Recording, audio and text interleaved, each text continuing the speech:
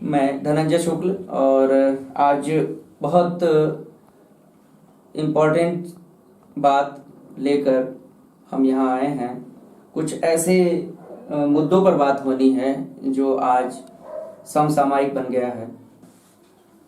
तमाम सुरक्षा कारणों को बताते हुए उन्हें अपने ही घर से कुछ दिनों के लिए बाहर भी रह जाना पड़ता है।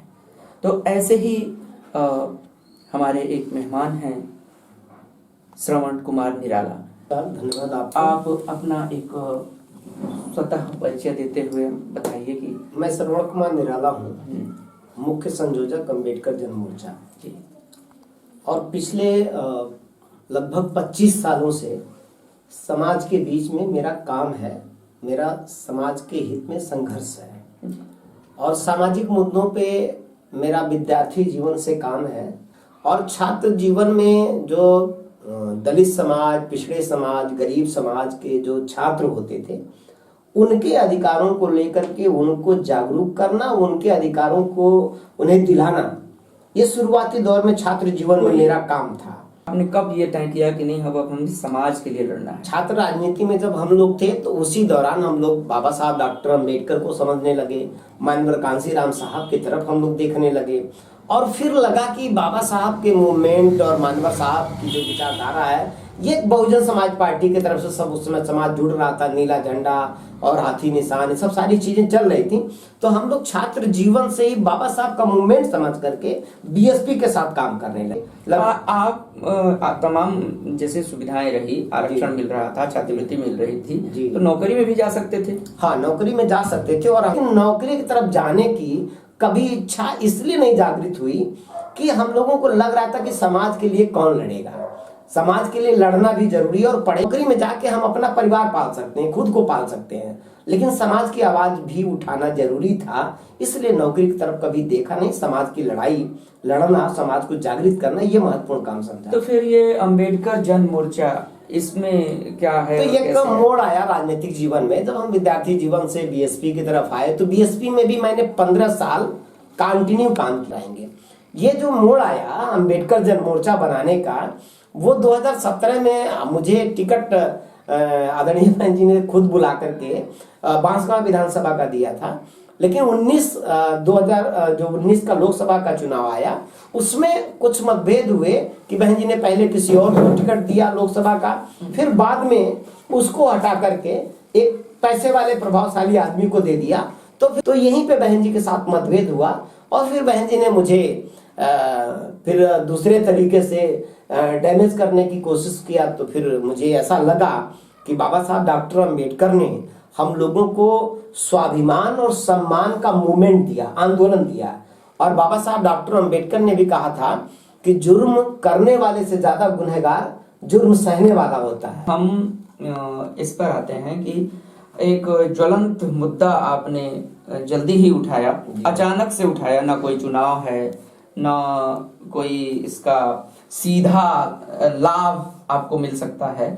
तो फिर ये जो एक अपार जन समूह महानगर में, गोरखपुर में सड़कों पर उतरा और मांग की गई कि भाई 1 एकड़ जमीन चाहिए, ये अचानक से सड़कों पर उतरकर ये मांग करने का आपका जो तरीका था, यानी अम्बेडकर जन मोर्चा का जो तरीका था, ये क्या था और इससे आप कहाँ पहुंच सकते हैं? देखिए, हमारा मतलब अम्बेडकर जन मोर्चा का जो लक्ष्य है वो पहला और आखिरी लक्ष्य यही है कि हम समाज के अंतिम व्यक्ति की आवाज बनना चाहते हैं, जो जिसका शोषण किया गया, जिसको आजादी के 75 साल बाद भी उसका जो मूल अधिकार है जिसको नहीं दिया गया, वो जो अधिकार नहीं मिले, हम उन अधिकारों को दिलाने के लिए लड़ रहे हैं।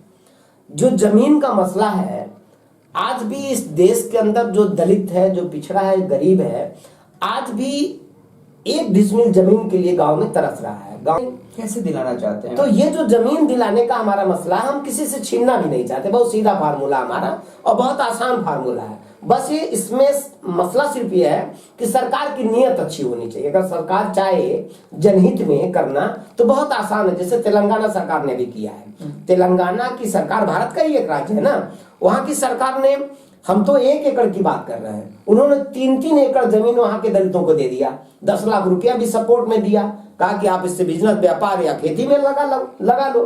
तो जब तेलंगाना सरकार 3 एकड़ जमीन दे सकती है तो उत्तर प्रदेश सरकार 1 एकड़ जमीन क्यों नहीं दे सकती? बहुत सरकार का दावा है कि गरीबों को राशन सुविधा मुहैया है, आवास मुहैया है, शिक्षा मुहैया है। सरकार और कोई भी जनता में ऐसा व्यक्ति नहीं है जो दुखी है, सभी खुशहाल हैं।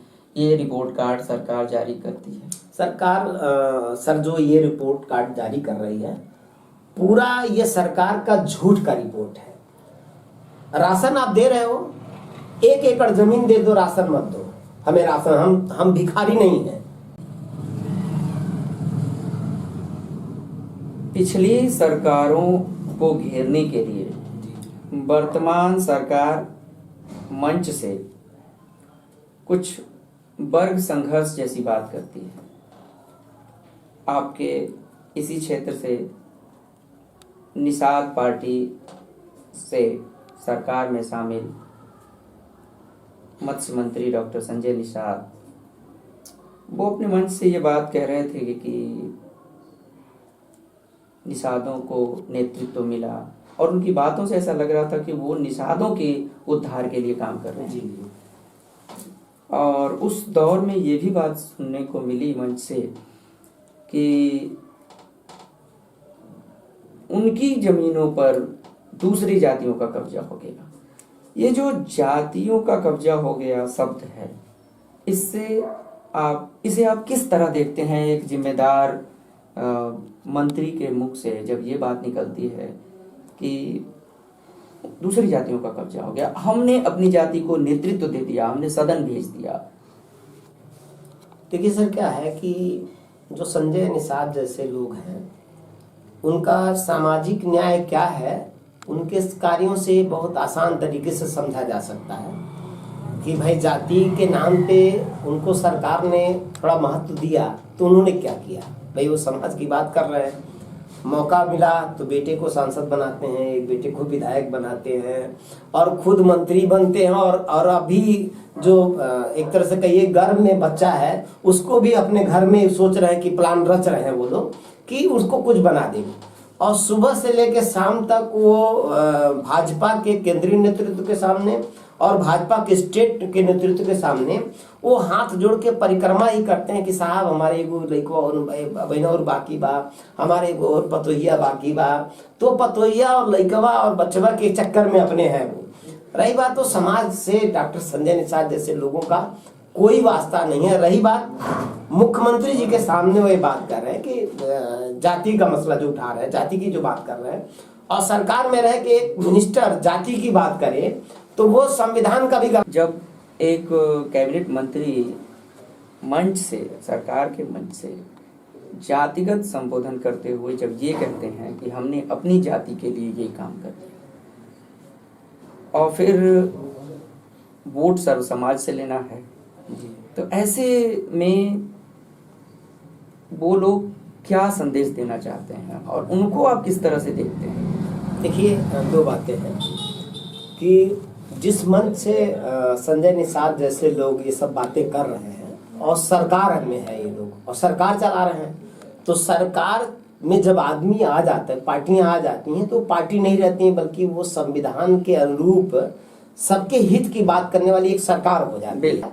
संजय निषाद के पास कोई विजन नहीं है और उनका असली विजन समाज के सामने आ चुका है कि जब उनको सरकार ने जाति के नाम पे ही उनको मौका दिया, तो उनको अपनी जाति, अपने समाज से भी कोई मतलब नहीं है। क्योंकि अगर मौका हो, सांसद बनने की बात आती है तो बेटा चाहिए, विधायक बनने की बात आती है तो बेटा चाहिए, मंत्री बनने की बात आती है तो खुद चाहिए, एमएलसी बनने की बात आती है तो खुद चाहिए। और तो ये जो जमीनों का जो मसले पे बात कर रहे हैं कि किसी जाति ने हमारे लोगों की जमीन ले ली, देखिए जाति उति का मसला नहीं है, ये सिस्टम का मसला है, ये सरकारों की नीयत का मसला है। अभी कल हमारे ही पास मुसहर समाज के लोग कुशीनगर से चल के आए थे बड़ी संख्या में मेरे ऑफिस में। अभी इतना इंतखाब पड़ा हुआ है और वो मुसहर समाज के लोग उनको 20-25 साल पहले उनको जमीन का पट्टा हुआ है, 1-1 बीघा जमीन का पट्टा हुआ और इंतखाब में नाम उनका है, लेकिन उन जमीनों पर आज तक उनको कब्जा नहीं मिला है। और वो जमीनों पे कब्जा किसका है? तो ये सिस्टम का दोष है ना कि भाई आपने पट्टा दिया। वो आरपीएन सिंह एक जाति के रूप में हम नहीं देख रहे हैं, वो एक सामंतवादी के रूप में हम देख रहे हैं और एक क्रूर आदमी, एक अन्यायी आदमी के रूप में उसको देख रहे हैं। तो सरकार की तो जिम्मेदारी है ना कि जिनको पट्टा मिला उनको कब्जा दिलाइए। तो सरकार के गोद में खुद वो भ्रष्टाचारी बैठा हुआ है, सरकार उसका पक्ष ले रही। तो सरकार को आप चिट्ठी भेज चुके हैं जी, अपनी मंशा बता चुके हैं, अपने मोर्चे की मंशा बता चुके हैं, जनबल दिखा चुके हैं और यहाँ मंडलायुक्त को भी के माध्यम से। अब क्या करेंगे? जो जमीन का भी आपने 17 दिसंबर को आंदोलन देखा, लगभग 70-80 हजार लोग गोरखपुर में सड़कों पर उतरे। ये ऐसे नहीं था कि एक दिन में आ गए और कोई संसाधन से लाए गए लोग नहीं थे, खुद आए थे लोग। और जिस तरह से मानस सड़क पे उतरा, उसका आक्रोश, उसकी ये लालसा आप देख रहे थे। और उस मुद्दे पर हम लोग बरसों से लोगों के बीच में काम कर रहे हैं और इस मुद्दे को लेकर के हमने राष्ट्रपति को पत्र भेजा है, राज्यपाल को भेजा है, मुख्यमंत्री को भेजा है और देश के सभी मुख्यमंत्रियों को पत्र भेजा। तो ये जो मुद्दा है, ये एक दिन का मुद्दा नहीं, श्रवण कुमार निराला ने ऐसे नहीं उठाया। अभी इस मुद्दे पर मैंने सभी पार्टियों को लेटर लिखा है, सभी जितने उत्तर प्रदेश के डीएम हैं, जितने कमिश्नर हैं, सबको मैंने पहले भी लेटर लिख दिया था। कोई जवाब आया? और इस मुद्दे पर मैंने लेटर सबको लिखा और जवाब किसी ने मुझे नहीं दिया। यही मैं देखना चाहता हूं कि पहले की सरकारें संवेदनशील हुआ करती थी, पत्र जाता था जनता का तो जवाब भी आता था, राष्ट्रपति के यहाँ से, प्रधानमंत्री के यहाँ से, पीएमओ ऑफिस से आता था। अभी क्या है, सरकारें शून्य है, जबरदस्ती बस बुलडोजर चला लो, बस इतना जान रहे हैं। और मैंने जो 17 दिसंबर का आंदोलन, मैंने सरकार को 3 महीने का अल्टीमेटम दिया है। अगर सरकार 3 महीने के अंदर, फरवरी तक इनके पास टाइम है, इस बीच में बातचीत नहीं शुरू करते हैं, इस बीच में कार्रवाई नहीं शुरू करते हैं, तो पुनः हम 17 मार्च को चेतावनी के रूप में 1 दिन का धरना देंगे। उत्तर प्रदेश के सभी कमिश्नरी में हम धरना दे रहे हैं, लेकिन गोरखपुर उसका केंद्र बिंदु होगा। हम केंद्र बिंदु गोरखपुर में हम 17 मार्च को एक बार पुनः चेतावनी धरना प्रदर्शन करेंगे। अगर उसके बावजूद भी, क्योंकि ये लड़ाई है, ये लड़ाई ऐसा नहीं कि हम एक बार रैली करके चुप हो जाएंगे, एक बार धरना प्रदर्शन करके रुक जाएंगे। जब तक सरकार भूमिहीन दलितों, पिछड़ों को 1 एकड़ जमीन दे नहीं देती है, तब तक ये लड़ाई हम जारी रखेंगे। और ये लड़ाई तब तक नहीं रुकेगी जब तक 1 एकड़ जमीन मिल नहीं जाएगी। अगर 17 मार्च को भी हमारी बात नहीं सुनेंगे तो उसके बाद आगे का डेट हम आपको जल्दी ही बताएंगे, 17 मार्च के बाद बताएंगे। उसके बाद लेकिन जब हम आएंगे तो जितना आपने 17 दिसंबर को देखा, इसके 100 गुना लोग ज्यादा गोरखपुर में रहेंगे और गोरखपुर को हम रोकेंगे, मुख्यमंत्री के शहर को रोकेंगे और आर पार की लड़ाई लड़ेंगे कि जब तक सरकार हमारे बीच में आएगी नहीं, जब तक जमीन देने का ऐलान नहीं करेगी, तब तक हम इस गोरखपुर से हटेंगे नहीं। किसान आंदोलन आपके सामने उदाहरण है, जैसे उन्होंने आंदोलन चलाया, हम उससे भी बड़ा जन क्रांति करके दिखा देंगे। निराला साहब ने तो ठान लिया है कि वो आगामी 17 मार्च को अगर सरकार ने नहीं चाहा और सरकार की तरफ से कोई जवाब नहीं आया तो ये कमिश्नरी घेरेंगे। लेकिन सरकार क्या सोच रही है? इस समाज के लिए, उन गरीबों के लिए जिन्हें वास्तव में आज ज़मीन की ज़रूरत है। सही बात है, जब सरकार एक्वायर करके बड़ी बड़ी बिल्डिंगें, बड़े बड़े मॉल्स और तमाम संसाधन जो आज कॉरिडोर के नाम पर दिए जा रहे हैं, अगर वो दे सकती है अपने धन बल खर्च करके, तो क्या इस जन बल को देखते हुए ये सपना साकार नहीं हो सकता जो कभी संविधान निर्माता डॉक्टर भीमराव अंबेडकर ने देखा था? जवाब आप कमेंट करके दे सकते हैं। पूर्वांचल नाउ, धनंजय चौक, गोरखपुर।